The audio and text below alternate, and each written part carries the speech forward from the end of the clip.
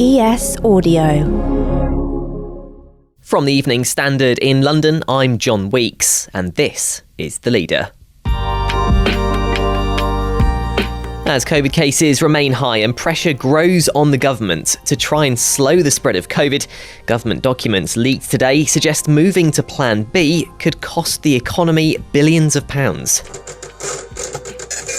That would be an extra cost for the Chancellor Rishi Sunak to consider ahead of his budget announcement tomorrow.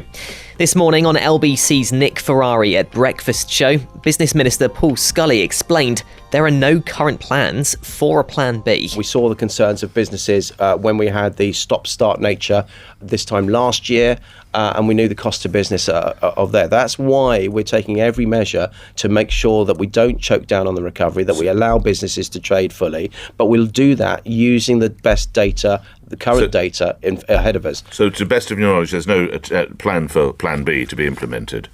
We don't want to be stifling the recovery. The Evening Standard's political editor, Nick Cecil, has been looking into this story from our Westminster office. First of all, Nick, what can you tell us about these documents? These documents haven't actually been released by the government. They were leaked this morning to the Politico London Playbook. And what they show is that the Treasury and other Whitehall officials have drawn up a document and an analysis which shows that if we went to Plan B, which includes working from home, mandatory masks and vaccine passports, that could leave an economic blow to the economy of up to £18 billion over 5 months. Now, according to these documents, what would likely cause the most harm to the economy under Plan B? The main measure would be the working from home, if we return to that on an even bigger scale than is happening at the moment. There's been a gradual drift back to the office and other workplaces in recent months. Now, if we reverted back to the government issuing guidance for people to work from home where possible, then that could lead to millions more people at home, not travelling into London and other cities, not going out to buy their lunches, not mingling around city centres. And these restrictions, when they were lockdowns, led to London, in effect, becoming a ghost town in the centre, with very few people about, especially with the lack of tourists as well.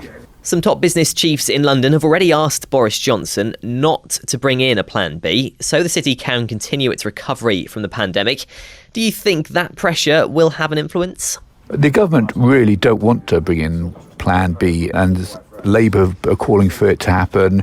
A number of scientists are as well, and so far the government has resisted doing that. In recent days, the number of confirmed COVID cases has actually fallen. So, for example, the latest ones yesterday showed that for the UK there were 36,567, and for London it was 3,118. That is lower than in recent days. So ministers are very much hoping that the figures won't run out of control, although they've admitted they could go to up to 100,000 a day.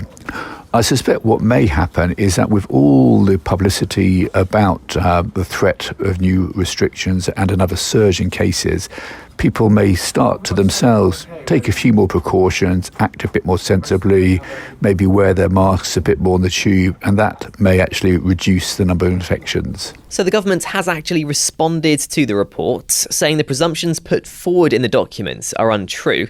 How likely do you think it is that the government will bring in a Plan B this winter?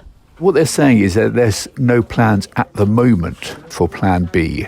So that they've announced what Plan B could entail, which, as I mentioned, could include mandatory wearing of masks on public transport, working from home and vaccine passports. So they've got that ready if they need to deploy it. It wouldn't necessarily be a U-turn on this occasion, I think, because they've said it's there and they will use it if need be. But they really don't want to do that if they can avoid it, because they want to keep the economic recovery continuing. Coming up tomorrow is the Chancellor's budget. Do you think there'll be some form of reference to this potential hit to the economy if Plan B is brought in? I think he'll be open about the potential threats from another big surge in cases. Obviously, he's hopeful that he does not have to reintroduce restrictions. But I think it's very hard to make economic forecasts when the whole situation is potentially so volatile. One of the highlights expected from the budget tomorrow is a pay rise for public sector workers. What are we expecting, and do you think it'll be as significant as NHS staff, for example, will be hoping for? The crucial thing is whether these pay rises will be above inflation. Inflation could rise towards kind of 4, even 5% a year. And if that happens, even if you get a pay rise of 3% or 3.5%, that is in real terms a pay cut. So you could have some quite sizable pay rises, but actually when you look at it in more detail, you actually end up with less money in your pocket by the time you've taken into account inflation. That's very much linked to the expectations that inflation will rise in coming months. And there are obviously lots of pressures on bills now. For example, the cost of the petrol is reaching very high levels. Energy bills are very high as well. And then the government is taking some measures to address these cost of living issues. But they are, for example, the cut in the £20 uplift in universal credit that was brought in during the pandemic. That will affect lots of families.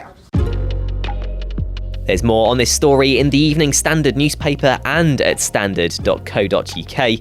That's The Leader. We're back tomorrow at 4 p.m.